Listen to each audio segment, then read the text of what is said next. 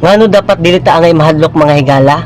Before to bagon mga higala ato sang basahon sa Colossians chapter 3 verse 1 anto. If ye then be rising with Christ, seek those things which are above, where Christ seated on the right hand of God. Set your affection on things above, not no things on the earth. So, once na Kristohanon ka mahigala, mag-focus ka sa heavenly things. Kay kasagaran sa tua, mag-focus sa earthly things, mga saag yun. Kay once na mag-focus ka sa earthly things o temporary things, dila na magsugod ang kahadlok o emosyon sa tao o uban pa nga temporary.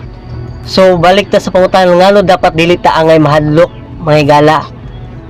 Kay mas dako atong Ginoo kumpara sa kalibutan o kumpara sa tanan. Atong basahon sa 1 John chapter 4 verse 4. Ye are of God little children and have overcome them, because greater is He that is in you than he that is in the world. So mga higala, kay mas dako man ang Ginoo sa atong kasing-kasing kaysa sa kalibutan. So dapat dili ta angay mahadlok mga higala. Kay sa mula sa umpisa pa lang mga higala, siya ang naghatag og kinabuhi. Siya naghatag og hangin para makaginhawa ta. Siya naghatag og pagkaon para makakaon ta.